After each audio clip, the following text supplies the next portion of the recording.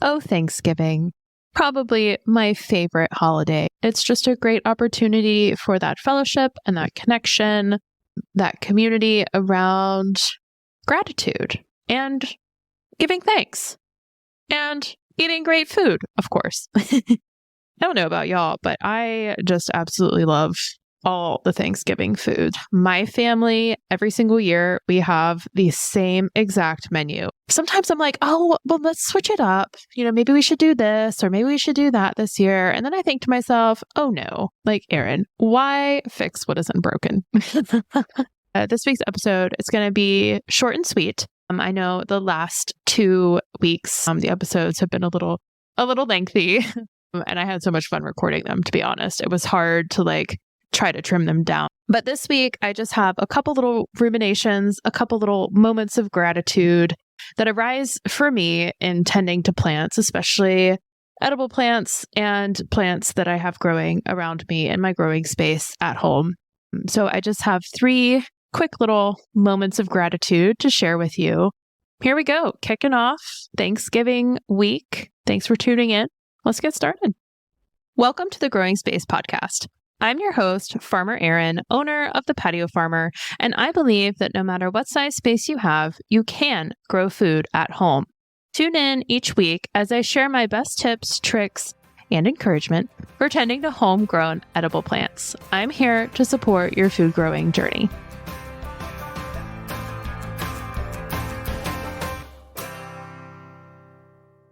For those of you who don't know, and one of the pages on my website is actually a blog. I started just jotting down and trying to archive or catalog some information, some evergreen information that I have written in the past, just some handy resources that I think are great kind of guiding pillars to come back to, if you will, throughout the year in your growing practice. Some of them are seasonally specific for sure. Like I have a blog post on seeding cilantro, which is something, fun fact, that you should only do in the spring or fall. And then I also have a blog post on choosing tomato varieties based on the determination of the variety, if you want to grow indeterminate or determinate tomatoes. So those are a little more seasonally specific, but I also have just some great resources on there for any time of year. So if you're looking for some additional guidance and information that's free, it's just up on my website. Yeah, it's just thepatiofarmer.com. And, at the top in the menu bar, you can just click on blog and you'll find all my little posts.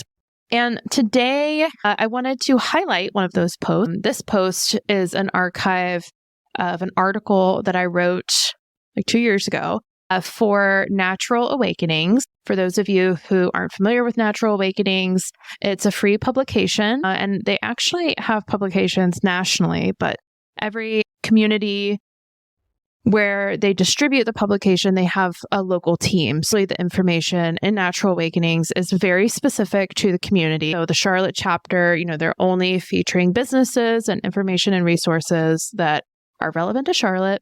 And as the name suggests, Natural Awakenings, it is more in tune with natural living. If you're looking into holistic medicine or different ideas around health and obviously growing your own food, that's where I come in.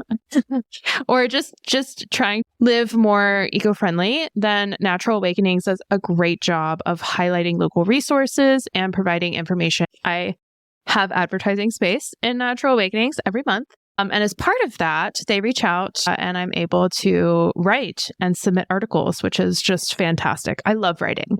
I wrote this article for Natural Awakenings in the fall of 2021, and it's called Daily Affirmations from Growing Your Own Food.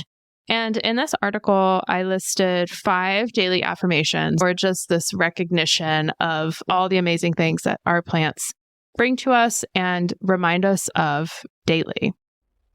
And so I thought, in the spirit of the season, that we could just review some of these affirmations. I'm going to go a little off script, so it's still worthwhile to check out the article that I wrote. I'll link it in today's show notes, of course. So I'm not just going to read through the article. I'll let you do that on your own. For me, in this season, gratitude is what really is illuminating for me, and just feeling so grateful and appreciative of everything that my plants give me and how that gratitude can spew into other parts of my life. And, I think the more we can draw connections between what we learn from our plants and apply that to other situations, other, interpersonal relationships or situations, work environment, how we come to solve problems, how we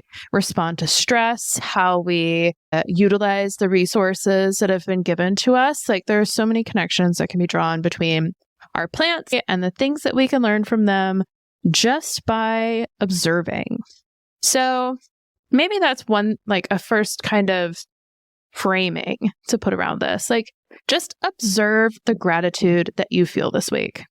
We're going to get a little philosophical, a little practical mindfulness, shall we say, from our plants today, all centered around gratitude. So here we go.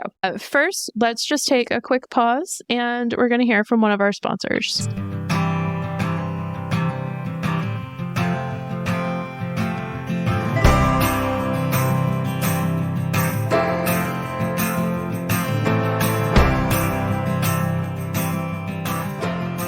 This podcast is sponsored by Plant Club by the Patio Farmer.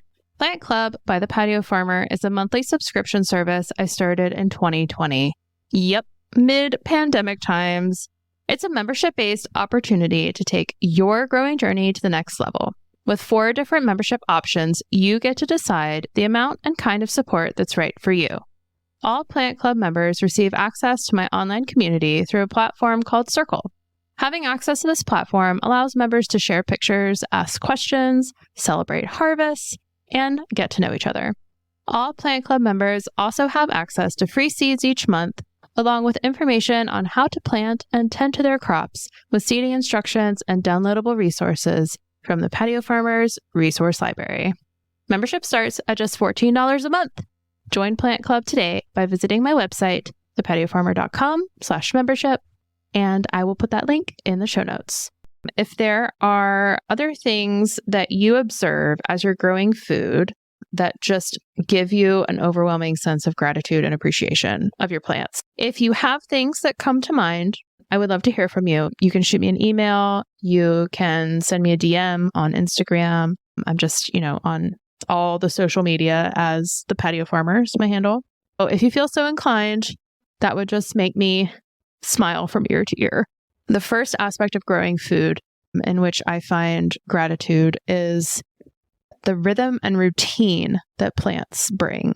If you have grown food for a year or even a couple of years, maybe a couple of decades, you're probably a little tuned in to the cycle of the seasons, how the sun moves, weather patterns, a little bit more than perhaps you were before you started growing food. And I feel like that's a natural function of understanding the impacts of our environment on the food that we are growing. I am a creature of habit. I love having a routine. When I wake up in the morning, I have my routine that I do. I turn on all my grow lights. I feed the dogs. I make my coffee. I check social media. Like, I have a certain pattern and a certain flow to my day. And for me, I just feel grounded in that. The assurance, the confidence that comes with that routine and that rhythm. I haven't always been a farmer. I haven't always been into plants. But ever since I started, which, is roughly 2013. So the last 10 years or so, the seasonal change affects me very differently. And I kind of like sink into the rhythm of what each season asks of. So in like the summer, I'm like, yeah, let's go. Let's hustle. Let's sweat. Let's burn. Like, let's produce. Let's go, go, go, go, go. And then in the fall, I'm like, okay, we're going to like wind down a little bit, take a little breather. In the winter, I like kind of hibernate, to be totally honest. The bare trees are actually really inspiring for me in the winter. And then in the spring, it's like, oh my gosh, like it's warm, the sun is out, I'm going to go plant some things, new life is emerging. And I really have a great appreciation and have found immense value in kind of living my life seasonally. So that routine of having, plants to tend, the process of every day going out and checking plants and watering, and monthly you have to feed, and seasonally there are tasks to do like pruning or mulching or sowing something new. That is the first moment of gratitude that I feel, just allowing myself and my body to follow those cycles daily, monthly, seasonally as I grow my own food. The second aspect of growing plants, in which I experience immense gratitude on a fairly regular, if not daily basis, is optimism. There's just such cheerfulness in watching plants grow. And it's just a reminder, this reminder that things grow and there are good things that grow. Sometimes there are weeds that grow, but you can manage those things. And there's always new life and new beginnings and fresh starts around the corner with each season, with each seed that is sown and each plant that is put in the soil. There's promise and there's hope. And for many things, right? Like there's hope for the future, even if it's just a couple months with a certain plant. There's so much anticipation in the harvest and all the things that you're going to be able to do with those harvests and how you're going to be able to enjoy them and eat them. And, the smile that gets put on your face with the first taste of a tomato in the summertime, like that is so exciting and like such a positive moment to look forward to. So perhaps with optimism comes hope, right? And for that, I am ever grateful and ever thankful to our plants for inspiring that sense of optimism and hope in the future. The third thing that I would just like to call out, and something that I really admire in our plants, is their resilience. I've grown food under a lot of stress, plants being under a lot of stress. And I've worked with clients who grow food and feel stress, whether the stress of like having to take care of something living, or, the stress of like having to keep a routine and a rhythm with their plants, or, like literally just growing pains and figuring out what's going to work for them and what's not going to work for them and their plants. And what I have found, which I'm so thankful for, is that plants are resilient. This is a fun little story. So one of my business clients, last year, we grew a bunch of Tulsi basil. Now, Tulsi basil is one of my all-time favorite plants to grow. It smells so incredible. The bees love it. It has little flowers on it. The seed of Tulsi basil is extremely hardy, and it goes to seed every year when it grows, and the seed can land anywhere. Some of the Tulsi basil seed fell in a crack in between two pieces of concrete all fall, all winter, all spring. And then this past summer, it germinated and it grew. And there was literally a Tulsi basil growing in the crack of pavement at my business clients. And I loved it. There's just such a resilience that comes with plants. And yes, our plants need certain things to truly thrive and be at their optimal, but they can also like make it work in a crack in the pavement at a restaurant. Like it's bonkers and it's so great. And that kind of gives a lot of reassurance, I think, too, when we are tending our plants, the will and desire to thrive and survive is strong, and plants are all about it. And they go through a lot just like we do. And I think that we can really see them as teachers in resilience. So thank you, plants, for teaching us all of those things, teaching us to find rhythm and routine in our lives, to be optimistic and to be resilient. Yeah, that's a lot to be thankful for.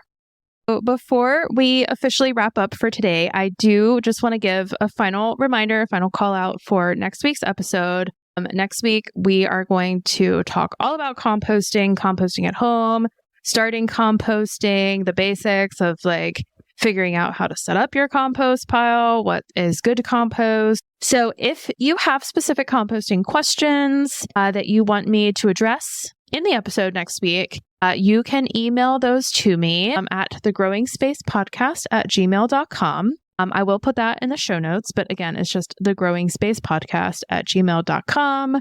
Yes. And the sooner you send me those questions, I know it's a holiday weekend, but you're probably going to be generating a decent amount of food waste, and like no judgment, it's totally normal, like totally to be anticipated. But maybe in the process of like cooking, maybe you'll have a couple of composty questions that pop to mind, and just send them over to thegrowingspacepodcast@gmail.com. And again, I will put that in the show notes for you.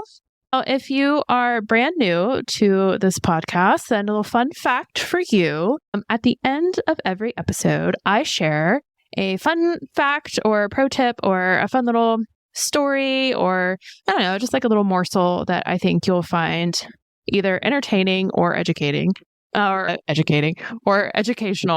And today I have kind of an exciting yet interesting educational update for you. And so a hardiness zone is a designation put out by the U.S. Department of Agriculture, and it essentially like tells you what plants can survive outside year-round in your climate. So it's a designation that a lot of farmers and food growers use to kind of gauge and plan what crops can grow during what times of year based off of where they are geographically. Now, the USDA just this past week, they published a brand new USDA hardiness zone map. Yeah. Yep. And I checked right before recording this, I checked to see if my hardiness zone had changed. So, before I checked, I knew that I was in zone 7B /8A. So if you're in the Charlotte area, then we span two hardiness zones here, 7B and 8A. But if you live like north of Uptown, generally speaking, then you are part of zone 7B. And if you live like south of Uptown, then generally speaking, you're 8A. So I checked my zip code. That's all you need. You just need your zip code. And I put my zip code in, which is north of Uptown, and we're officially 8A. Am I surprised? No. Basically, what that means is that we are now in a warmer hardiness zone than we were before. Yeah. Am I shocked by this? Not really. Is it a little disheartening? Maybe a smidge, but we don't have anyone to blame but ourselves, y'all. So about that composting and like reducing your food waste and living more sustainably. Ugh. Anyway, I will put the link to the new updated USDA hardiness zone map in the show notes, and we will circle back next week for composting.